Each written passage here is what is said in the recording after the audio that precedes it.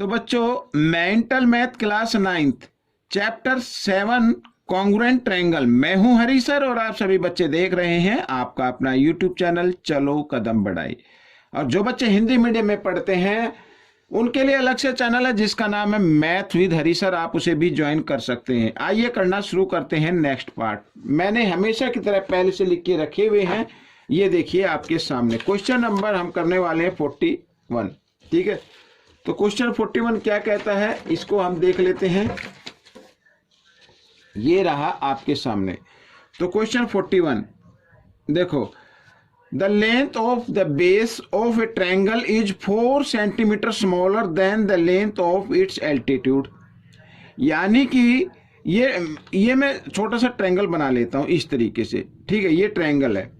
अब इसमें कहा है कि जो बेस की लेंथ है ना, ये बेस की लेंथ, ठीक है, ये 4 सेंटीमीटर स्मॉलर है किससे? The length of its altitude, इस एल्टीट्यूड से। एल्टीट्यूड 90 डिग्री का एंगल बनाता है, ये तो आपको मालूम है। तो ये क्या है, इससे क्या है, 4 सेंटीमीटर कम है। अगर यहां पर ये एल्टीट्यूड अगर x डिग्री का x सेंटीमीटर है तो बेस होगा x माइनस 4 सेंटीमीटर। ठीक है, अब आगे देखो क्या कहता है, the area of the triangle is 96 square centimetre, और एरिया गिवन है 96 centimetre square. Find the length of each base, base की लेंथ हमें फाइंड आउट करनी है। अब बच्चों यहां पर एरिया गिवन है, लेकिन एरिया का फॉर्मूला क्या होता है मैं यहां पर लिख लेता हूं। एरिया ऑफ ट्रायंगल, ठीक है ना, एरिया ऑफ ट्रायंगल का फॉर्मूला होता है 1/2 और बेस इंटू हाइट, ये होता है। बट गिवन एरिया क्या है 96 है, तो ये 96 को इक्वल रखना है आपको। ठीक है ना भाई, ये भी एरिया है और ये एरिया का फॉर्मूला होता है।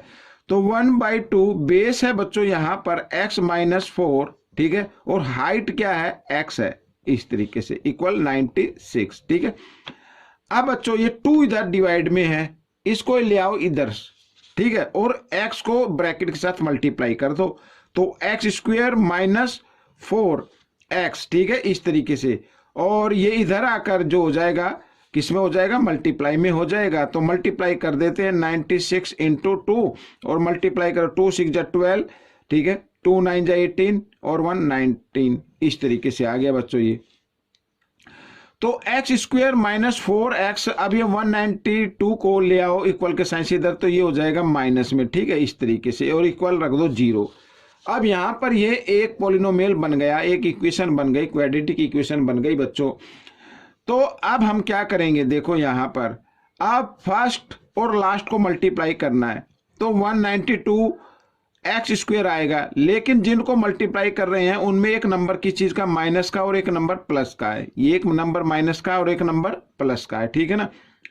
तो हमें 192 के फैक्टर करने हैं, इस तरीके से फैक्टर करने हैं कि मल्टीप्लाई करे तो 192 आए और उनको आपस में माइनस करे, क्योंकि माइनस प्लस माइनस होते हैं, तो माइनस करे तो कितना है, 4 आए। आइए फैक्टर कर लेते हैं। तो 2 से 2 9 जा 18, 2 6 जा 12, फिर 2 से करते हैं, 2 4 जा 8, 2 8 जा 16, 2 से 2 2 जा 4, 2 4 जा 8, 2 से 2 1 जा 2, इस तरीके से हम इसको फैक्टर करेंगे। ठीक है ना, यहाँ पर इसको और बढ़ा लेते हैं, 2 6 जा 12 और 2 3 जा, अब यहाँ पर 3 1 जा 3। अब यहाँ पर 2 ग्रुप ऐसे बनाने जिसको माइनस करने पे क्या आना चाहिए, 4 आना चाहिए। ठीक है, अब 3 2 जा 6, 6 2 जा 12 हो गया, और इधर देखते हैं 2 2 जा 4, 2 जा 8, 2 जा 16, 16 और 12, हाँ बिल्कुल यही हो गई। तो देखो 16 और 12 हो गए, मल्टीप्लाई करें तो 92 आएगा, लेकिन इनको माइनस करेंगे तो कितना आ जाएगा, 4 आ जाएगा। अब यहाँ पर जो साइन है वो बड़े नंबर पर रखना है, तो एक्स स्क्वायर माइनस 16x और प्लस 12x, ठीक है, -4 को हम लिखेंगे इस फॉर्म में, और -192 इस तरीके से इक्वल 0। अब पेयर बनाकर कॉमन नंबर निकाल लीजिए, तो कॉमन नंबर x ही रहेगा, तो x माइनस 16 आ गया इधर, और प्लस इन दोनों में कॉमन क्या होगा, दोनों में कॉमन होगा 12, ठीक है, क्योंकि 12 इसका फैक्टर है, तो यहाँ पर 12 बाहर आ गया, तो x रहेगा और माइनस प्लस माइनस रहेगा। 12 को जब हम 192 को डिवाइड करेंगे 12 से तो आ जाएगा 16, इस तरीके से। ठीक है बच्चों, तो x प्लस 12, एक तो ये आ गया फैक्टर और एक आ गया x माइनस 16। अब हमें x की वैल्यू निकालनी है, x की वैल्यू निकालनी है, तो मैं इधर करके दिखाता हूं ऊपर, ठीक है, इस साइड में। तो बच्चों देखो x की वैल्यू निकालनी है तो ये +12 इधर आकर माइनस हो जाएगा और ये -16 है तो इधर आकर ये प्लस हो जाएगा, यानी एक तो हो जाएगा -12, एक हो जाएगा 16।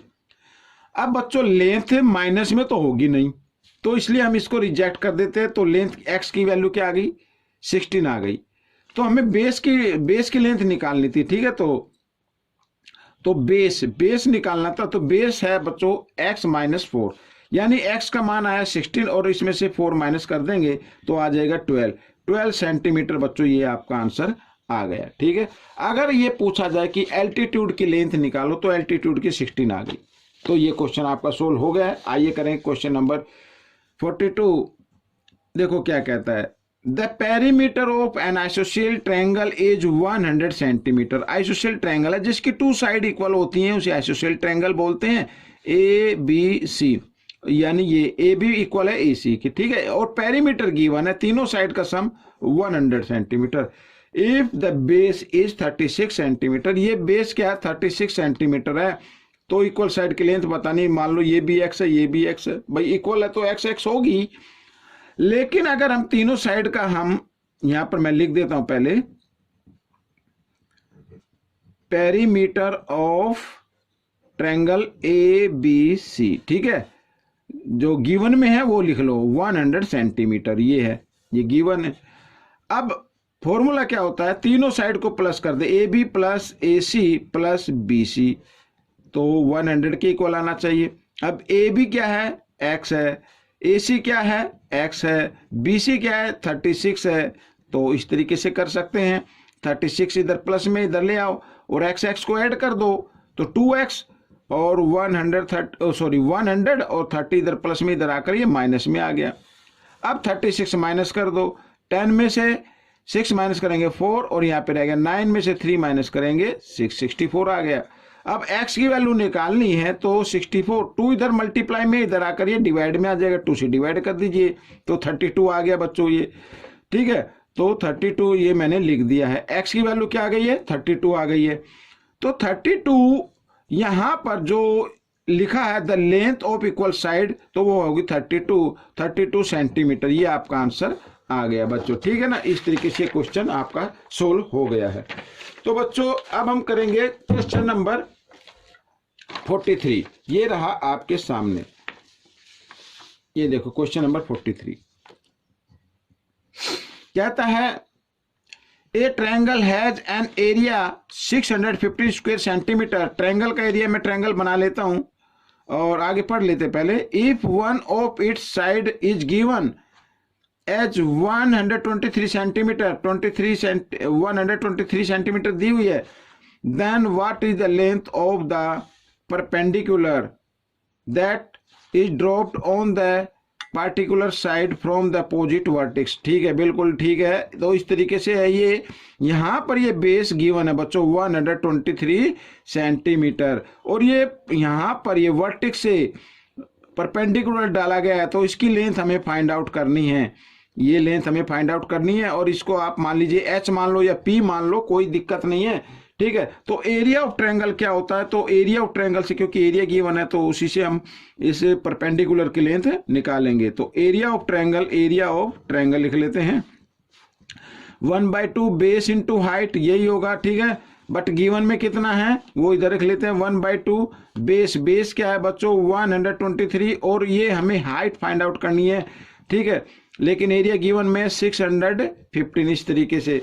तो बच्चों h निकालना है तो 615 2 इधर डिवाइड में इधर आकर मल्टीप्लाई में हो गया और 123 इधर मल्टीप्लाई में तो इधर आकर ये डिवाइड में हो जाएगा, ठीक है ना। इस तरीके से आप इसको कर लीजिए। अब चाहे तो इसको थोड़ा छोटा कर सकते हैं, 3 से इसको डिवाइड कर सकते हैं, 3 1 जा 3 और सॉरी ये 2 है यहाँ पर, ठीक है। ये 2 था ना इधर, हाँ ये 2 है, तो इससे तो कटेगा नहीं, इससे इसको काट दे। 3 4 जा 12, 3 1 जा 3 और 3 2 जा 6, आगे 1 आ गया, 1 पे टेबल चलेगी ना तो 0 लगा के दोनों डिजिट ले लेंगे, तो 3 5 जा 15 इस तरीके से। और 41 से भी कट गया ये 5 पे, ठीक है। तो हाइट बराबर आ गई 5 × 2, तो 5 2 जा 10 सेंटीमीटर आ गई बच्चों। तो ये आपका आंसर हो गया है। तो क्वेश्चन 44 क्या कहता है ये देख लेते हैं। In triangle X Y Z, देखो मैंने आपके तो अच्छे से समझ में आ जाए तो इसलिए मैंने इसको सर्कल के अंदर बनाया है और मैं आपको इसी में सोल्व करके दिखाऊंगा। देखो एक्स वाई जेड ये ट्रायंगल है, M and N are point on X Z and Y Z, और एक्स जेड और वाई जेड पर ये एम और एन पॉइंट गिवन है respectively, such that M N is a perpendicular bisector. ठीक है, परपेंडिकुलर बाइसेक्टर किसको कर रहा है? वाई जेड को। ठीक है, परपेंडिकुलर का मतलब 90 डिग्री का कोण, और ये दोनों को क्या कर रहा है? बाइसेक्ट कर रहा है। आप देखो यहां पर if X M equal X Y, X M equal है एक्स वाई, ये दोनों क्या इक्वल है, देन फाइंड, अच्छा और भी दिया हुआ है X Y Z, X Y Z, X Y Z, यानी ये डिग्री यहां पर 90 डिग्री का एंगल बना है। व्हाट इज, तो हमें बताना है एक्स जेड वाई। ठीक है, एक्स जेड वाई यानी ये एंगल हमें प्रूव करना है, ये एंगल कितने डिग्री का है। अब बच्चों देखो, सबसे पहले ये मैंने देखो सेमी सर्कल में बना जो होता है, जो भी कोई राइट एंगल ट्रायंगल होगा वो उसका मतलब होगा वो सेमी सर्कल में बना हुआ है।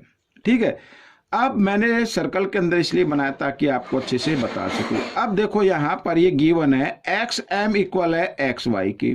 ठीक है, और ये एक्स जेड ये क्या हो गया? डायमीटर हो गया, तो एक्स एम क्या हो गई? रेडियस हो गई, और सर्कल की सभी रेडियस क्या होती है? इक्वल होती है। इसका मतलब वाई एम भी क्या है? ये रेडियस है, तो ये भी क्या होगी? इक्वल होगी। तो एक्स वाई एम क्या बन गया? इक्विलेटरल ट्रायंगल बन गया ये। और इक्विलेटरल ट्रायंगल का ईच एंगल कितने डिग्री का होता है? 60 डिग्री का होता है। ये 60 का, ये 60 का, ये 60 का। ठीक है ना, तो यहां पर मैं लिख लेता हूं पहले एक बार फिर।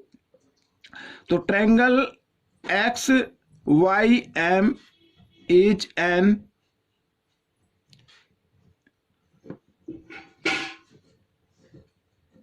Equilateral triangle. ठीक है ना, ये मैंने लिख लिया है इस तरीके से। ठीक, अब बच्चों देखो यहां पर ये 90 डिग्री का एंगल है, इधर भी 90 डिग्री का एंगल है, तो इसका मतलब क्या हुआ? इसका मतलब हुआ एक्स वाई पैरेलल होगी एम एन के। भाई किसी भी पेज पर मैं आपको बताता हूं, अगर एक लाइन है यहां पर भी परपेंडिकुलर है, इधर भी परपेंडिकुलर है, तो इसका मतलब दोनों लाइन के आपस में पैरेलल है, तो दोनों लाइन क्या है? वो पैरेलल है, तो पैरेलल हो गई। अब ये पैरेलल हो गई तो इसका मतलब एक्स जेड, ये दो पैरेलल लाइन हो गई इधर, ये तो ये क्या हो गई? एक्स जेड हो गई ये वाली, तो ये एक ट्रांसवर्सल लाइन हो गई, तो ये एंगल इक्वल होगा इस एंगल के, कोरिस्पॉन्डिंग एंगल आते हैं। ठीक है, तो यहां पर मैं लिख देता हूं, पहले लिख लेते हैं, and x Z is a transversal line.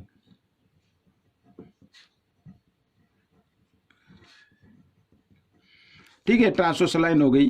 तो अब देखो ये एंगल एक्स इक्वल होगा angle Z M N, angle Z M N के, और ये 60 का, तो ये भी 60 का आएगा, तो इन्हें कहते हैं कोरस्पॉन्डिंग एंगल।